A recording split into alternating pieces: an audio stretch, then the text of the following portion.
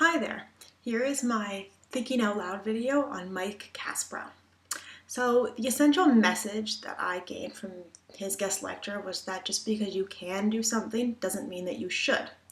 Mike stressed the idea that context is more important than content in order to stay relevant, and that relevancy is key. The reason it is important to be relevant relates to Mr. Kasprow's point regarding the lack of cultural latency. Since we have shortened attention spans and expect immediate responses to everything, if we experience content that is supposed to be interactive without being able to interact with it, it becomes irrelevant. A good example of this are the QR codes on the subway. Personally, when I see one on the subway, it becomes incredibly frustrating and leads to me disliking the brand it was promoting.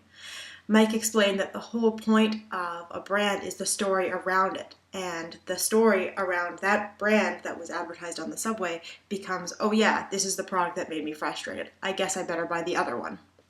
Therefore, being irrelevant can be extremely harmful, and so just because you can put a QR code on the subway poster does not mean that you should.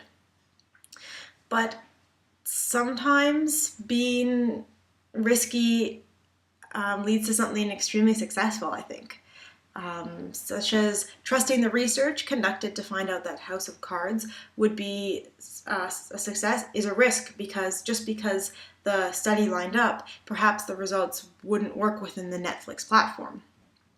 Of course, it was a good risk to take because the study proved, and it came true, that House of Cards was a phenomenal hit.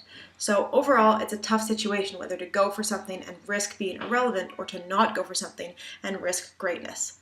But as Mr. Kasprow said, we can't predict the future, and it's a waste to try and plan ahead. So we can only create right now. And besides, even the best ideas are already 20 years old. So all of us as young creators need to start to create a $1 billion idea today to be ready by the time we're 40. So let's do it.